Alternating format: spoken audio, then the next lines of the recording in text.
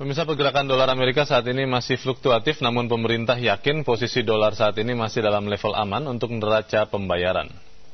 Menteri Keuangan Sri Mulyani Indrawati mengatakan dolar saat ini masih mencari keseimbangan baru di tengah situasi yang tidak menentu. Sri Mulyani yakin masih besar peluang dolar kembali melemah. Menurut Sri Mulyani, dolar masih mungkin terdepresiasi akibat nilai obligasi Amerika yang bisa jatuh akibat penerbitan massal. Namun di sisi lain, banyak negara seperti China yang memiliki cadangan dolar Amerika terbesar di dunia justru tidak menginginkan pelemahan dolar. Situasi ini membuat dolar masih belum menemukan titik keseimbangan baru. Meski saat ini rupiah masih berada di kisaran 12.000 per dolar Amerika, Sri Mulyani yakin level kurs rupiah ini masih aman untuk pembayaran utang.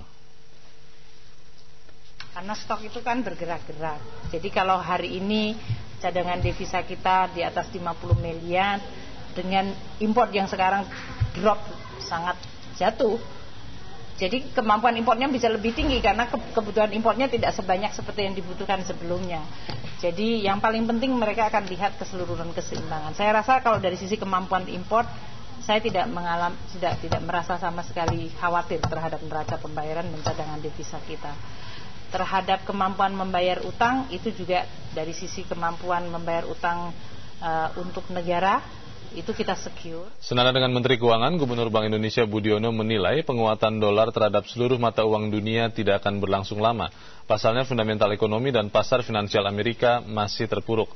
Strategi Amerika melempar dolar ke pasar melalui stimulus bukanlah solusi jangka panjang untuk menyelesaikan masalah Amerika. Begitu jumlah dolar beredar terlalu banyak, dolar akan mulai kehilangan nilainya. Kondisi itu membuka peluang bagi rupiah untuk kembali menguat.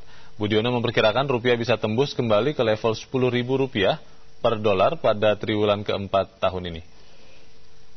Bahwa saat ini banyak orang yang merasa tidak pasti, dan satu-satunya atau bukan satu-satunya, salah satu dari beberapa instrumen yang dianggap masih bisa aman untuk penyimpanan itu adalah dolar. Tapi melihat ke depan, itu sangat mungkin bahwa dolar itu sendiri akan melemah.